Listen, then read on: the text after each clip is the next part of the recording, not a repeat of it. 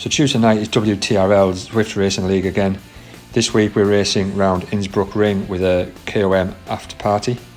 And again I thought I'd just take you through what my thinking was, what my strategies were each part of this race. So this course is made up of 3 laps of a fairly flat circuit followed by a large climb at the end. So standard start tactics for me, trying to make sure I'm in the front group and stay in that front group for the first section. So very early on in the race we got the drafting power up. In this case I used it pretty much straight away because the front group was just starting to get away from me a little bit and I wanted to make sure I stayed in that group. As I said, the plan for me for the flat part of the course was to make sure I stayed in the front group, but of course I made sure I got on the front to get my obligatory in the lead photograph.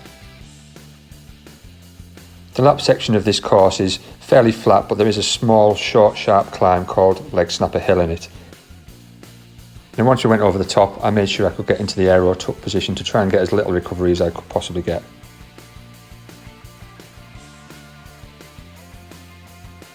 That brought us to the end of the first lap and a chance to gain another power up.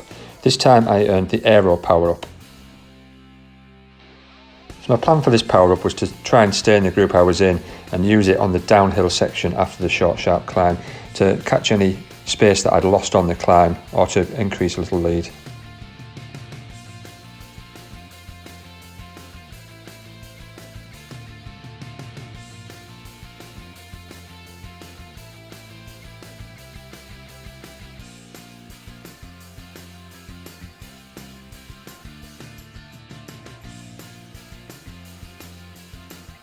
This time I got the drafting power up again and I used it straight away pretty much because I knew that the lap end was coming up where I'd get another power up.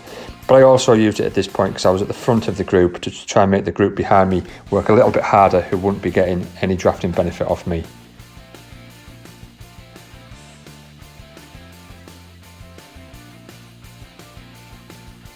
Through the start finish line at the end of lap 2 and this time again the aero power up.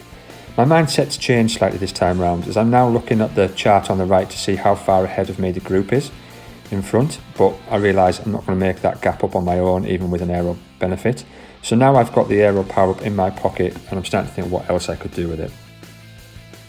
At this stage of the race, the aero power up has different options for me. 1, I can use it to tag back onto the group if I start to get dropped.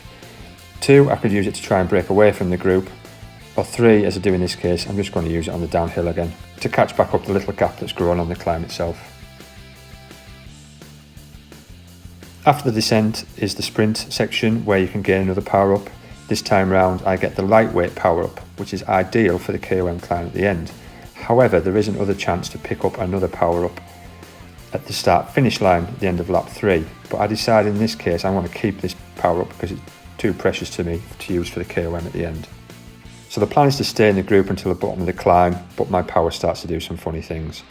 And it isn't long before the dreaded dropout appears. So as appears to have been quite common with quite a few riders in last night's race, I get 0 watts showing and therefore my rider pretty much stops moving. Now I know I've got 2 teammates coming up shortly behind me, so if I can get going quickly enough I can catch on to them. But as you'll see, as Simon comes past I lose my power again and that's basically it, that group's gone. And within a matter of a few seconds, they're about 20 seconds up the road and I've got no chance of catching back up to them. So I just tempo myself up to the bottom of the hill, try to keep the heart rate down but keep the speed relatively up until we start the climb. So at this point I know I've got a couple of teammates just slightly ahead of me and I can actually see one of them on the chart on the right. So I'm just going to try and tempo up the climb and try and pull that gap down to Simon just ahead of me. And then just as I'm starting to catch up to my teammate, there goes the power again and we stop dead. And then over the next 5 or 10 minutes of the climb, this starts to happen more and more frequently.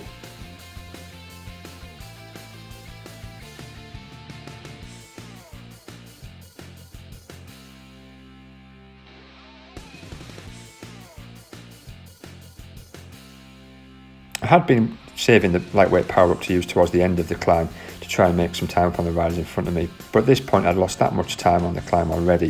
I thought let's use it and see what we can recover. But not long after that, again we lost connection to the turbo and that was the end of the race for me for today.